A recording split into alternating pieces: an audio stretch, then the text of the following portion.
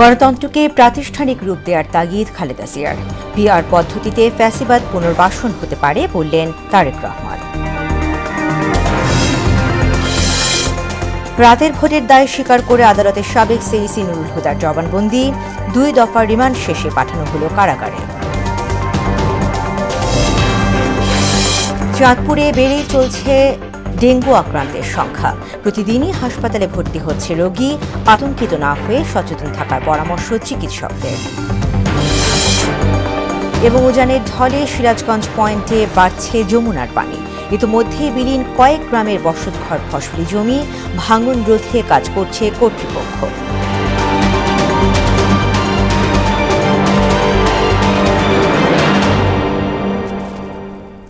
আসসালামু আলাইকুম, মোহনা সংবাদে সবাইকে স্বাগত। শুনছিলেন শিরোনাম, সঙ্গে আছি তাসমিয়া জেরিন। এবারে বিস্তারিত। গণতন্ত্রকে প্রাতিষ্ঠানিক রূপ দেওয়ার কার্যক্রম দ্রুত সম্পন্ন করার তাগিদ দিয়েছেন বিএনপি চেয়ারপারসন বেগম খালেদা জিয়া। আর দলটির ভারপ্রাপ্ত চেয়ারম্যান তারেক রহমান বলেছেন, সংখ্যানুপাতিক পদ্ধতিতে নির্বাচন হলে ফ্যাসিবাদ পুনর্বাসনের সুযোগ সৃষ্টি হবে। মঙ্গলবার বাংলাদেশ চীন মৈত্রী সম্মেলন কেন্দ্রে রাজনৈতিক দল ও জুলাই আগস্ট গণ অভ্যুত্থানে নিহত ও আহতদের পরিবারের অংশগ্রহণে এক আলোচনায় ভার্চুয়ালি অংশ নিয়ে তারা এসব কথা বলেন। তানজিদ ভুইয়ার প্রতিবেদন। 24 জুলাই গণ অভ্যুত্থান জীবন থেকে কেড়ে নিয়েছে অনেক কিছু। তাদের চোখের পানি বলে দেয় সেদিনের নিষ্ঠুরতার কথা। সন্তানরা এইভাবে প্রাণ দিল কেন? একজনেরও কোনো আমরা বিচার এই পর্যন্ত দেখতে পাই না। তাদের রক্ত দিয়ে আজকে এই দেশ গড়ছে। সেই সাজ্জিদ হাসনাতকে আমরা 100টা ফোন দিল, তারা আমার ফোন রিসিভ করে না। অনুষ্ঠানে এক ভিডিও বার্তায় দেয়া বক্তব্যে বিএনপি চেয়ারপারসন বেগম খালেদা জিয়া অভিযোগ করেন, বিগত 16 বছরে হত্যা গুমের মাধ্যমে দেশে একদলীয় শাসন প্রতিষ্ঠা করা হয়েছিল। ছাত্রদের আন্দোলনে সুযোগ সৃষ্টি হয়েছে নতুন বাংলাদেশ গড়ার। ছাত্র জনতার সম্মিলিত অভ্যুত্থানের মধ্যে দিয়ে ফ্যাসিবাদদের পতন ঘটেছে। সুযোগ সৃষ্টি হয়েছে নতুন করে বাংলাদেশকে গড়বার। এই আন্দোলনে যারা শহীদ হয়েছেন তাদের জানাচ্ছি আন্তরিক শ্রদ্ধা, আহতদের সমবেদনা। তাদের এই আত্মত্যাগ জাতি চিরকাল মনে রাখবে। গুম, খুন, বিচার বহির্ভূত হত্যার শিকার যারা হয়েছেন তাদের তালিকা প্রস্তুত করতে হবে। এ সময় ভার্চুয়ালি অংশ নিয়ে বিএনপির ভারপ্রাপ্ত চেয়ারম্যান বলেন, বিএনপি ক্ষমতায় গেলে জুলাই অভ্যুত্থানে শহীদদের প্রতি শ্রদ্ধা জানিয়ে বিভিন্ন স্থাপনার নামকরণ করা হবে।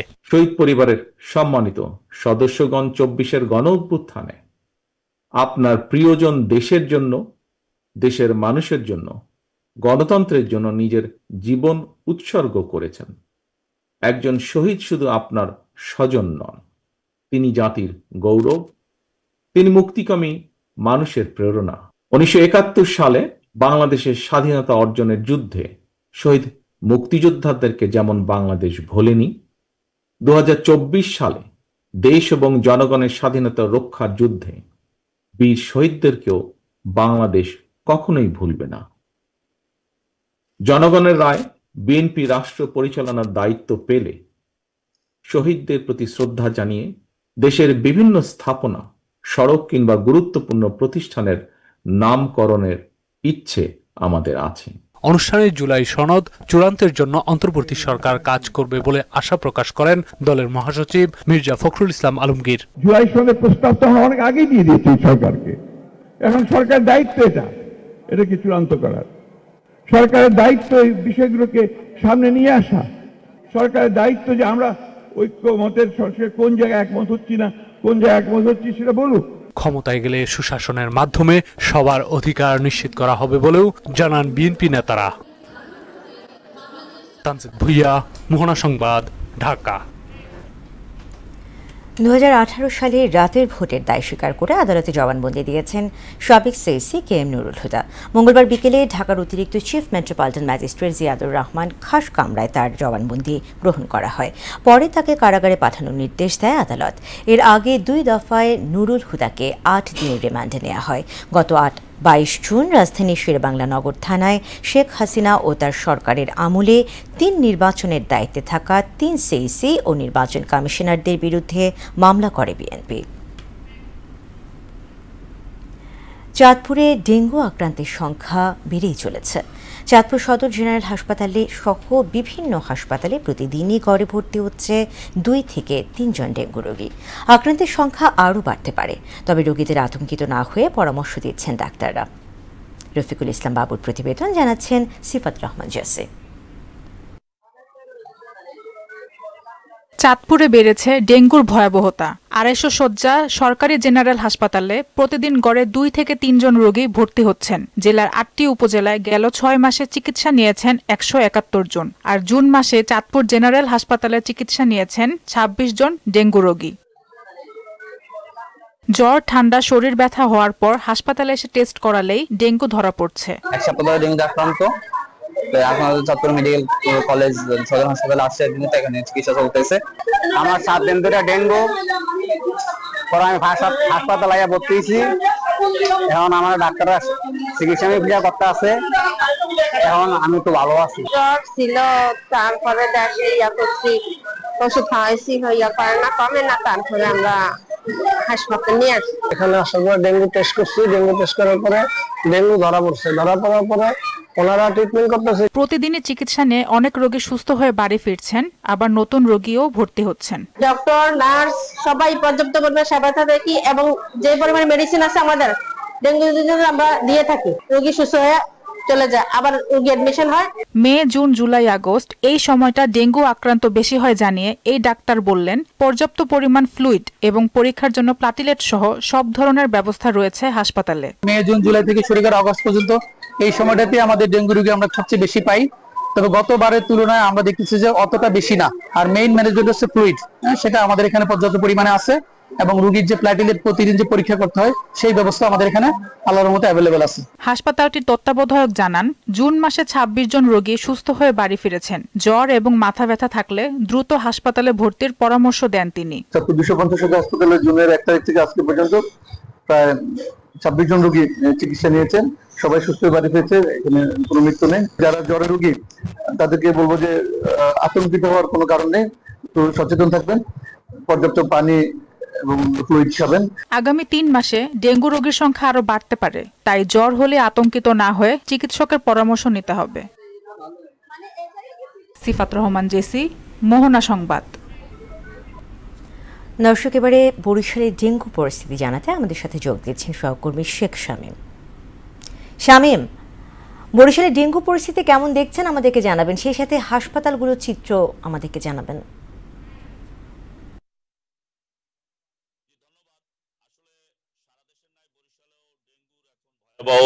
আকার ধারণ করেছে, বিশেষ করে দক্ষিণাঞ্চলের বরগুনা জেলায় প্রতিদিন অন্তত 70 থেকে 80 জন রোগী আক্রান্ত হচ্ছে। বিশেষ করে বরগুনার এই আক্রান্তের সংখ্যা বেড়ে যাওয়ার কারণে স্বাস্থ্য মন্ত্রণালয় থেকে নির্দেশ দেওয়া হয়েছে বরিশাল শেরেবাংলা মেডিকেল কলেজ থেকে 4 জন বিশেষজ্ঞ ডক্টর বরগুনা পাঠানোর জন্য এবং 2টি অ্যাম্বুলেন্স দেওয়ার জন্য। আমি বরিশাল শেরেবাংলা মেডিকেল কলেজে আছি এখন, এবং বরিশাল শেরেবাংলা মেডিকেল কলেজের পরিচালকের সাথে আমি কথা বলেছি। তিনি জানিয়েছেন সব ধরনের চিকিৎসার জন্য যা যা করার তারা করছেন। তবে যেহেতু এটা 500 থেকে 1000 বেডের একটি হাসপাতাল, কিন্তু 5 থেকে 6000 রোগীকে চিকিৎসা দেওয়া হচ্ছে, যার কারণে এখানে ডাক্তার এবং আয়া, নার্স থেকে শুরু করে যারা আছেন তাদের চিকিৎসা দিতে হিমশিম খেতে হচ্ছে। আমি কথা বলেছি বরিশালের প্রশাসক, যিনি সিটি কর্পোরেশনের দায়িত্বে রয়েছেন, মোহাম্মদ রায়হান কায়সার। তিনি জানিয়েছেন যেহেতু বৃষ্টির সময় চলছে, জুলাই এবং আগস্ট এই 2টি মাস ভয়াবহ আকার ধারণ করতে পারে এবং ডেঙ্গুর আক্রান্তের সংখ্যা বাড়তে পারে, এজন্য ডোবা নালা পরিষ্কার রাখার জন্য নির্দেশ দিয়েছেন এবং সিটি কর্পোরেশনের পক্ষ থেকে পরিষ্কার পরিচ্ছন্নতা অভিযান চলছে। এছাড়া আমি কথা বলেছি বরিশাল বিভাগীয় স্বাস্থ্য পরিচালকের সাথে।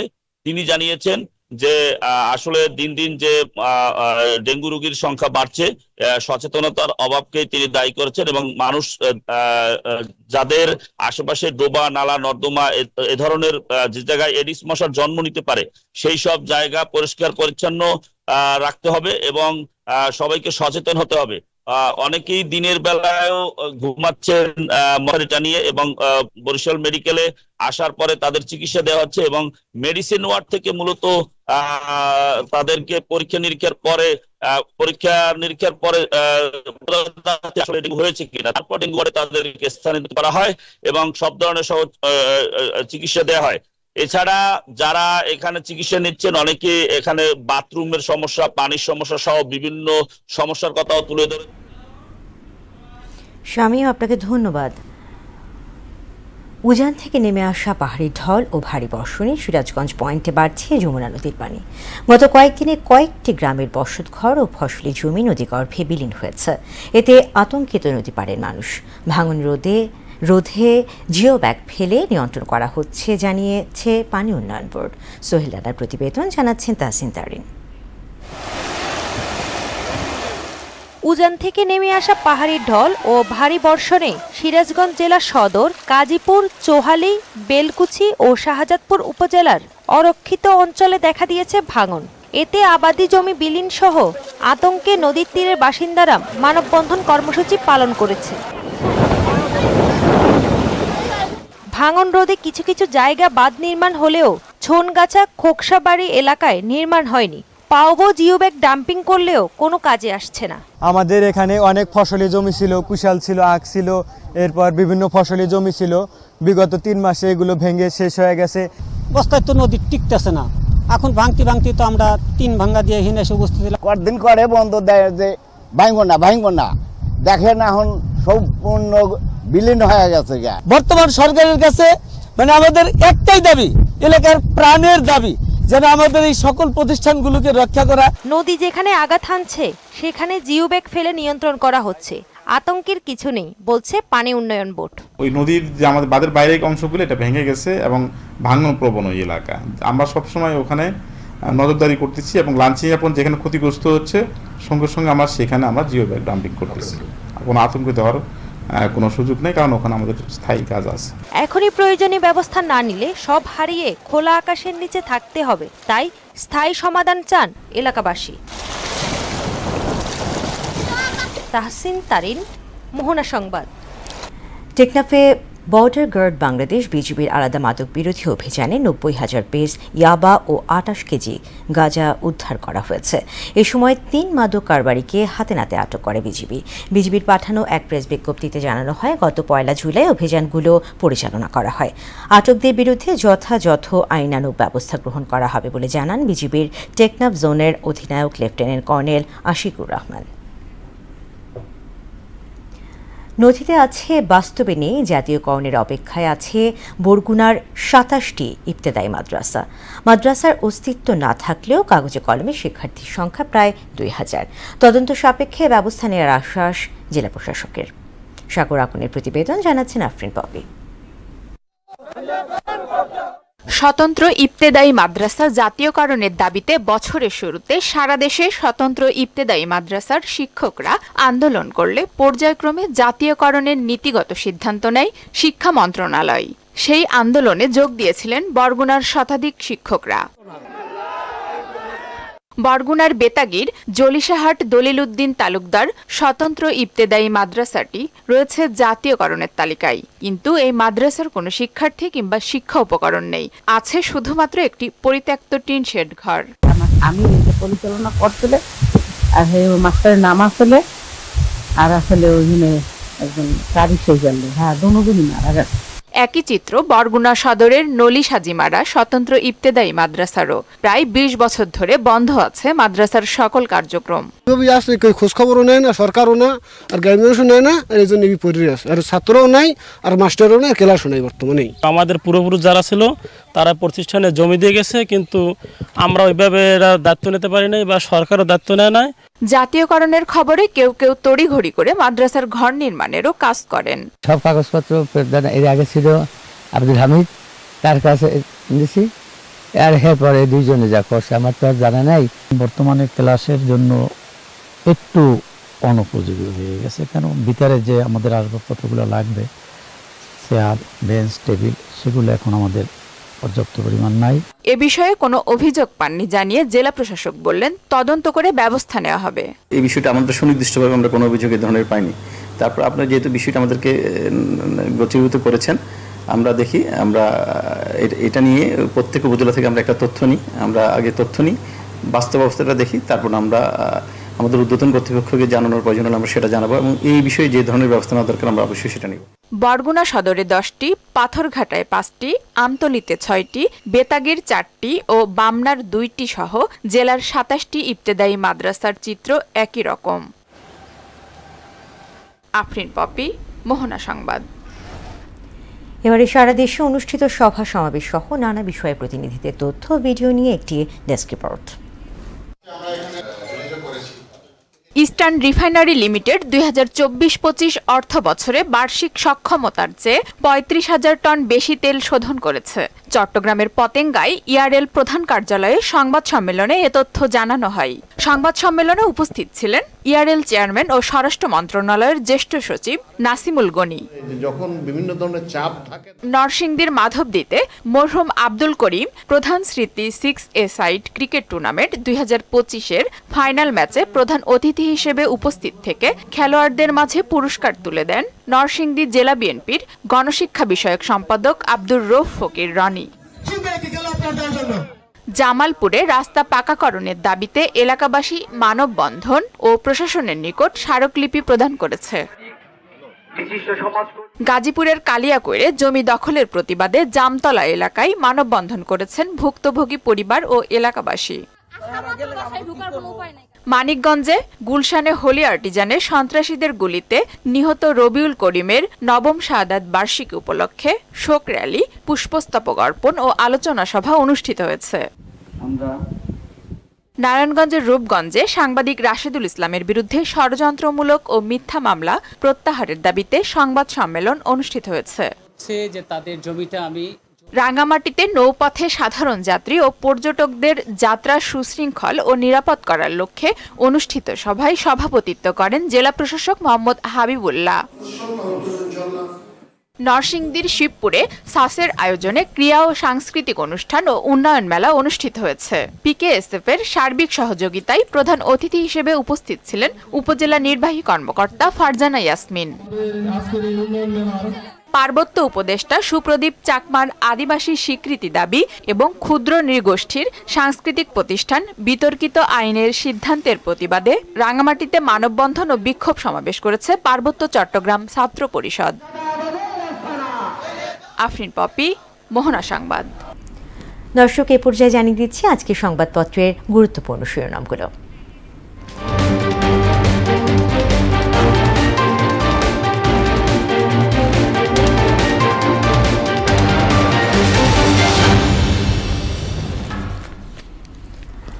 প্রথমে আমার হাতে রয়েছে প্রথম আলো পত্রিকা। তার শিরোনাম করেছেন, স্বৈরাচার যেন মাথা চাড়া দিতে না পারে প্রধান উপদেষ্টা। তারেক সিদ্দিক ও তার স্ত্রীর বিপুল সম্পদের খোঁজ, দুদকের অনুসন্ধান। এরপরে রয়েছে দৈনিক ইত্তেফাক, বীরের রক্তস্রোত, মায়ের অশ্রুধারা যেন বৃথা না যায় খালেদা জিয়া। জাতীয় সরকার গঠন করবে বিএনপি, তারেক রহমান। রংপুর থেকে জুলাই পদযাত্রা শুরু, জুলাই ঘোষণাপত্র আদায়ে অনড় এনসিপি। সমকাল শিরোনাম করেছে, পদ্মা সেতু দুর্নীতির মামলা পুনঃতদন্ত করবে দুদক। গণতন্ত্রকে প্রাতিষ্ঠানিক রূপ দিতে ঐক্য বজায় রাখুন, জুলাই অভ্যুত্থানে বর্ষপূর্তির সভায় খালেদা জিয়া। রাতে ভোট হওয়ার কথা স্বীকার নুরুল হুদার। বাংলাদেশ প্রতিদিন শিরোনাম করেছে, নতুন বাংলাদেশ গড়তে হবে, জুলাই অভ্যুত্থানের বছর পূর্তিতে খালেদা জিয়া। জনশক্তি রপ্তানিতে কামালের পারিবারিক প্রতারণা, চতুর্মুখী সংকটে রপ্তানি, রাজধানীতে বিএনপি নেতাকে কুপিয়ে হত্যা। যুগান্তর শিরোনাম করেছে, শুধু সরকার পতন নয়, জুলাই আন্দোলনের লক্ষ্য ছিল নতুন বন্দোবস্ত। পীরগঞ্জে সাংবাদিকদের নাহিদ ইসলাম। জুলাই শহীদদের স্মরণে আলোচনা সভায় খালেদা জিয়া গণতন্ত্র প্রতিষ্ঠায় সবাই ঐক্য বজায় রাখুন। বণিক বার্তা, জমি বন্ধক রেখে 11 লাখ কোটি টাকার ঋণ, এখন সম্পদের ক্রেতা খুঁজে পাচ্ছে না ব্যাংক।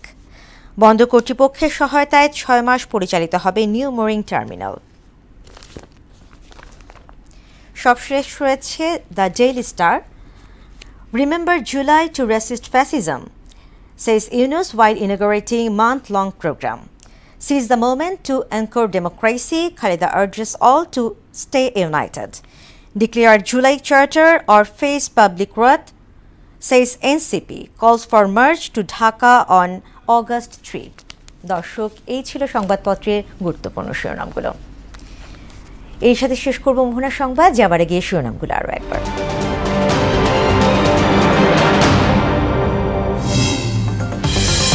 গণতন্ত্রকে প্রাতিষ্ঠানিক রূপ দেওয়ার তাগিদ খালেদা জিয়ার, পিআর পদ্ধতিতে ফ্যাসিবাদ পুনর্বাসন হতে পারে বললেন তারেক রহমান। রাতের ভোটের দায় স্বীকার করে আদালতের সাবেক সিইসি নুরুল হুদার জবানবন্দি, 2 দফা রিমান্ড শেষে পাঠানো হলো কারাগারে। চাঁদপুরে বেড়েই চলেছে ডেঙ্গু আক্রান্তের সংখ্যা, প্রতিদিনই হাসপাতালে ভর্তি হচ্ছে রোগী, আতঙ্কিত না হয়ে সচেতন থাকার পরামর্শ চিকিৎসকদের। এবং উজানের ঢলে সিরাজগঞ্জ পয়েন্টে বাড়ছে যমুনার পানি, ইতোমধ্যে বিলীন কয়েক গ্রামের বসতঘর ফসলি জমি, ভাঙন রোধে কাজ করছে কর্তৃপক্ষ। দর্শক, এই ছিল মোহনা সংবাদে। পরবর্তী সংবাদ দুপুর 1টায়, এর আগে সকাল 11টায় দেখবেন সংবাদ এক নজরে। এছাড়া মোহনার সবশেষ খবর জানতে ভিজিট করুন www.mohana.tv। সংবাদ দেখতে পারেন আমাদের ফেসবুক পেজ ও ইউটিউবেও। এতক্ষণ সঙ্গে থাকার জন্য ধন্যবাদ।